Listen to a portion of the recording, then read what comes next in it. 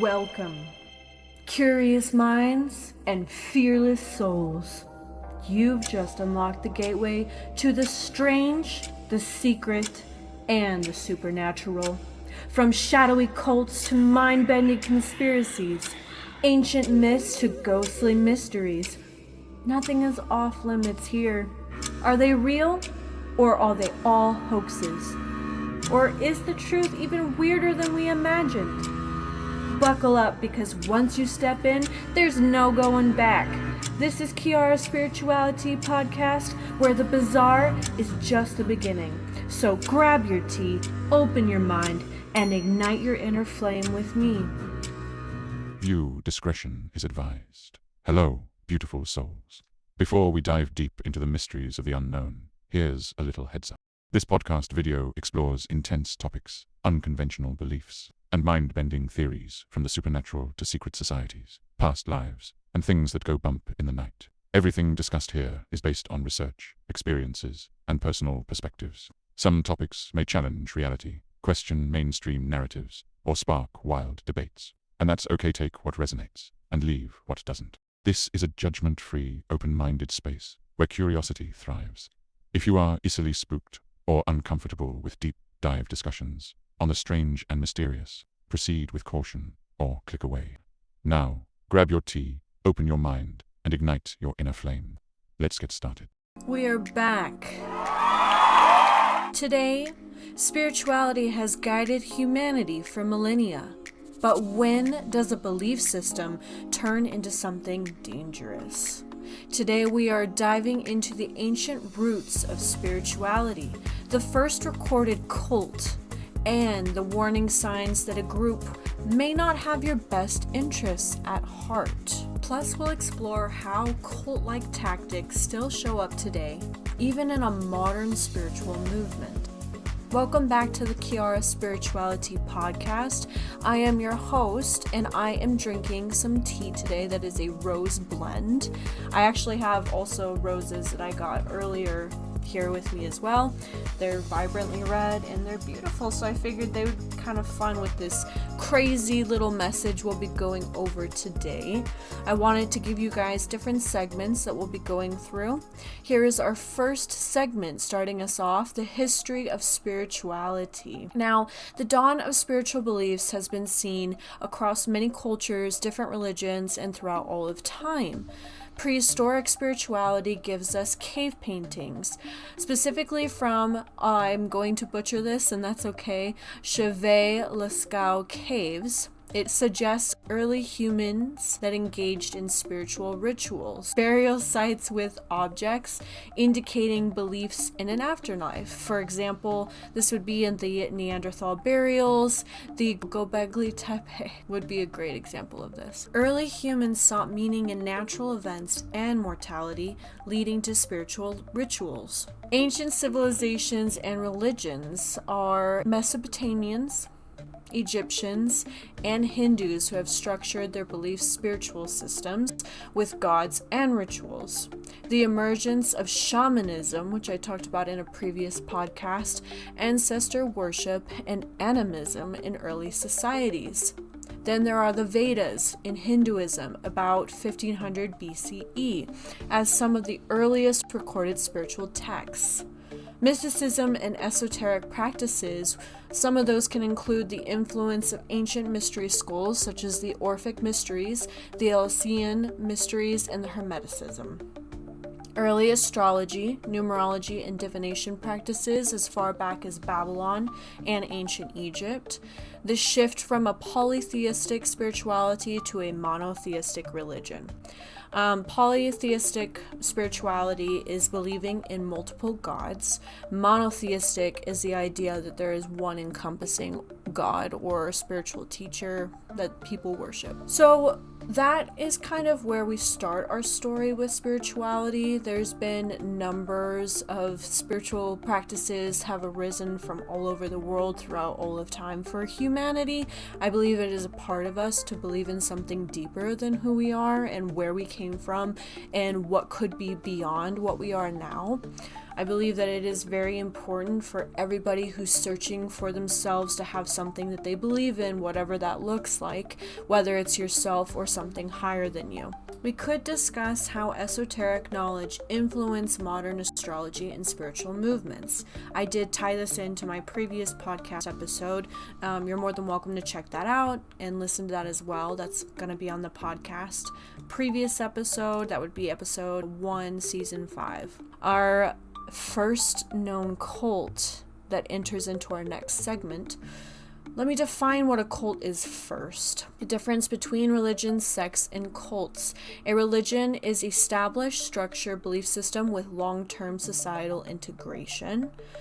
A sect is a subgroup of a religion that diverges in doctrine or practices, and a cult, often a newer, extreme belief system with intense devotion to a leader or ideology. I figure this is a little bit more important to understand those divisions and how they're different and differing in spirituality. This will lead us into what our first recorded cult was, the cult of Akhenaten, which was in ancient Egypt from about 1353 to 1336 BCE.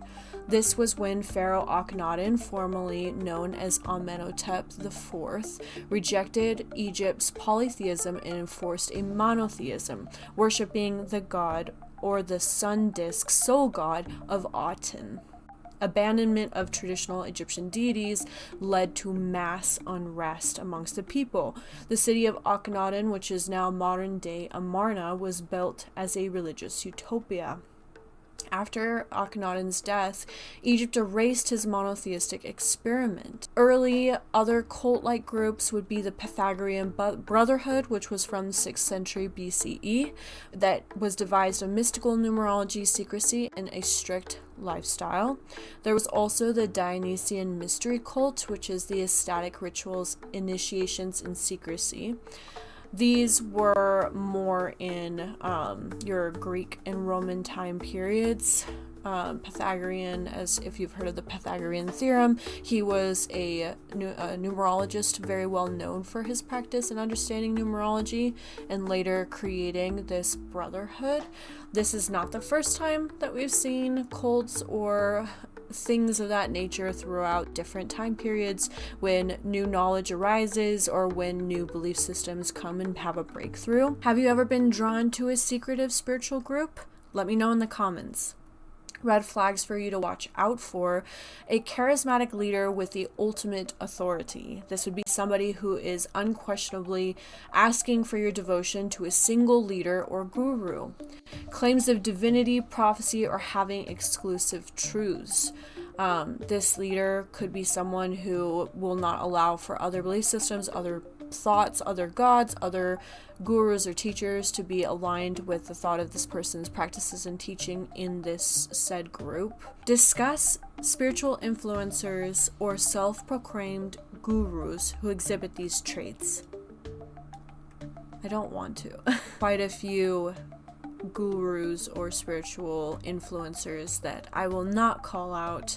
I'm sure that by reading some of these red flags, you could figure out who those people are. And if you have questions, you're welcome to reach out and check in, or just utilize this checklist to help you understand your red flags a little bit better. The us versus them mentality. The group portrays itself as enlightened while outsiders are ignorant or evil.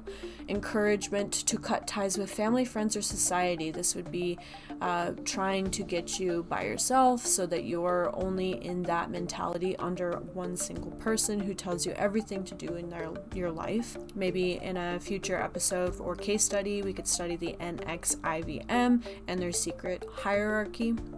This lays into strict control over the lives, controlling daily activities, food, relationships, and even your thoughts. Pressure to conform, dress a certain way, or adopt specific behaviors. The lady that I spoke to, that I did a session with, where she reached out to me, I used to work at a reading shop that was also a crystal store in Sedona, Arizona.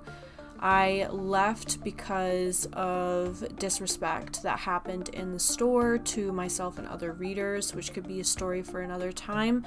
But the reason that I'm telling you this is a client that I had seen 5 years ago had reached out to me not too long ago telling me that she absolutely needed to tell me something. And I was pretty reluctant at first just because I was worried that her communicating with the store would have caused some kind of drama or something from me in the store. It didn't, thank God. So I took on her session, we talked, and I won't reveal her privacy, but I will tell you that she had experienced our reading, and at the time it didn't resonate, and then she went back and listened to it again after she was going through a spiritual transition in her life, and she mentioned that it inspired her to look for her people and her tribe, and that she had already done a lot of this subconsciously looking for people, but she ended up falling into the wrong group without realizing that it was. And she had asked me a few questions, wanted a checklist of what it looked like, if she was in danger, or if this was a cult-like mindset, which she realized it was. And she wanted to thank me for being someone in her life years ago that had given her this insight to expand her spiritual self, and that she was on that path and that journey, and she wished that she had listened and hadn't gone to some of these other groups because she was looking for herself and didn't know what to look out for to make sure it was authentic. Number 4 is exploitation, financial, emotional, or physical, demanding for excessive donations, unpaid labor, or total financial dependency, encouragement of extreme sacrifices, sometimes under coercion, forcing you to get rid of things or get rid of something that you care about or love or that you appreciate that's a part of your life. I wanted to bring up something that is more of a real life experience, something in modern pop culture today. There's a movie called Midsummer. In this movie, you can see that there are some ritualistic things, whether exaggerated or true. I wanted to compare some of Midsummer's rituals to real life cult practices. Love bombing and manipulation that shows up. The Harga shower newcomers, the Harga is the group in the movie, with warmth and acceptance, similar to how real cults like NXIVM use excessive affection to create emotional dependence. The isolation from society, they live in a remote village, obviously cutting off outsiders, just like in Jonestown, where members were physically removed from the outside world. The extreme rituals in the movie features unsettling rituals like the Stupa, which I am butchering this again, I do not know how to say it properly. Elderly members jumping to their unalivement, resembling a real-life cult that promotes extreme sacrifices. Can you say that on YouTube? Like the Heaven's Gate mass slewer slide. Groupthink and submission. Members blindly follow traditions without question, much like how real cults use peer pressure to enforce the obedience of their following. Number 5 is fear, guilt, and punishment as tools of control. Threats of divine punishment or harm for questioning their authority. This can lead to abuse or those punishments that they come up with. We've seen this in other darker cults as well. Use of shame, public humiliation, or excommunication for non-compliance. So my question to you is, have you ever been guilt-tripped into staying into a group that just didn't feel right? Let's talk about it. I have. And if you want an episode on that, I wouldn't mind sharing it in the future. Secretive or manipulative recruitment tactics, which is love bombing, excessive attention to lure new members, lack of transparency about full beliefs until deeper commitment is made, usually through sacrifice or through an act that would give of servitude to the cult leader. So why am I telling you all of this? I, as a spiritual practitioner, have seen quite a few clients. I've had actually some reach out from over long time periods, wanting to expand their spiritual truths and learn more about their deeper self, looking for some group or their tribe, as we say, or their family or the star seeds, whatever they're looking for, their people. And time again, Because of the rise of the New Age, and because a cult is more and more modernized in belief systems, branching off of maybe a spiritual teaching or a practice or a religion of some sort that's been changed, altered, or transitioned to fit the cult or the belief system of the group better. I'm not saying that all spiritual people create cults at all. I'm saying that I want you to know what to look out for, just in case that you might be getting yourself into that if you're looking for your tribe or your people. The example of some modern day cults that we've seen with these traits I mentioned would be the Heaven's Gate of 1997, a UFO based cult with a mass slur slide. The NXIVM, which is from 1998 to 2018, with secret branding, manipulation, and abuse across different types of abuses. The People's Temple of Jonestown in 1978, which was the mass unaliving by poisoning. Things of this nature. Social media has become a powerful tool for connection, but it's also a breeding ground for groups that slowly introduce these extreme ideologies.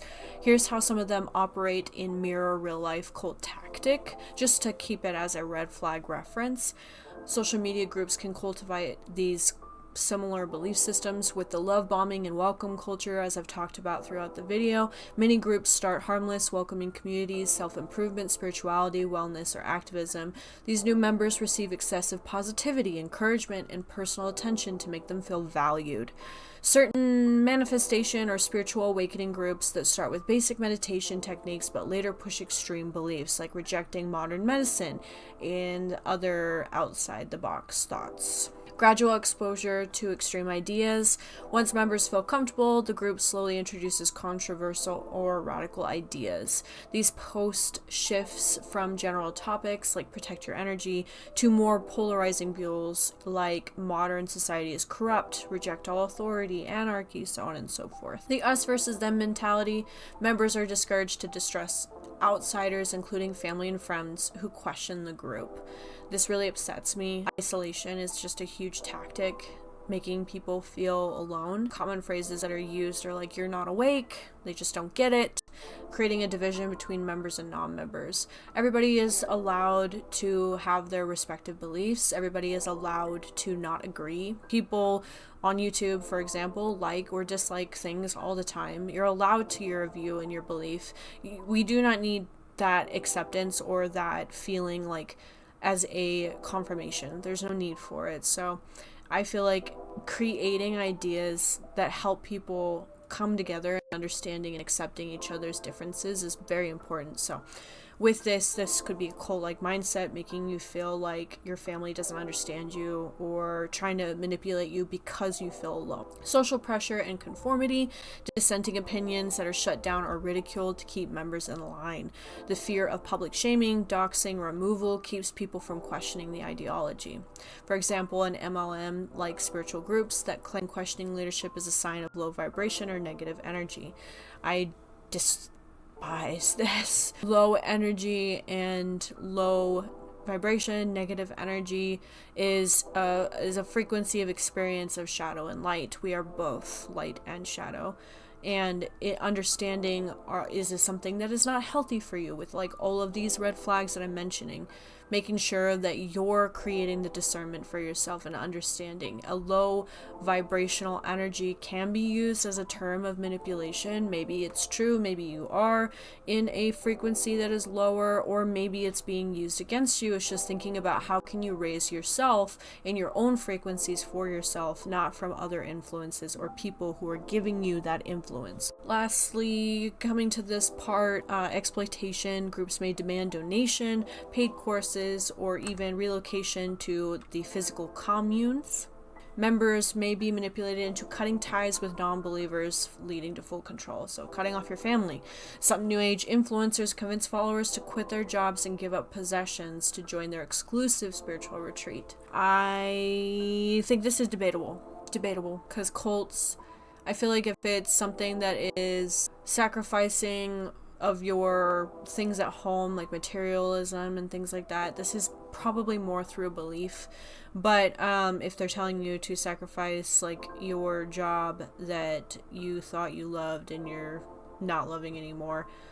This is something up to debate. This is something up for conversation.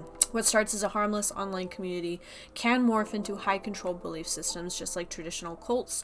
Social media makes it easier than ever to recruit and radicalize people, often without them even realizing it. We see this today, every single day. I even feel like sometimes social media has that cult-like mindset.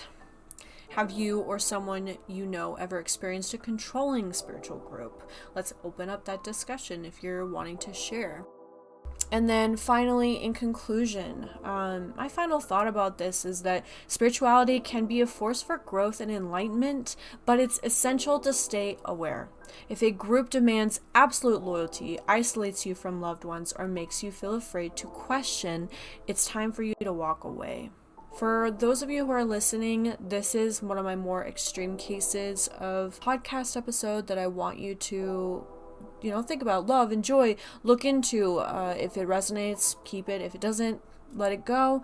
I would love for you to subscribe and follow for more. If you want me to go and do a deep dive into some of these different cults, I would love to share more about some of these cases and talk about it in my perspective based off of what I've read. If you want to share an experience where you may have accidentally gotten into a place where you felt uncomfortable and you want to share your story, I would love to share it or talk to you or listen. This has been Kiara's Spirituality Podcast. I hope that you enjoyed this more informative episode and ignite your inner flame, and I will see you in the next one. By the way, while I'm filming this, it's actually the Leo full moon, and I've noticed that a lot of the energy that the Leo full moon creates is getting big and blowing up and being loud, and I feel like I finally am finding my voice to share with you guys. So I felt really excited for this episode so that I could give you a little bit of perspective from what to look out for and protect yourselves out there. So thank you guys so much. Subscribe for more.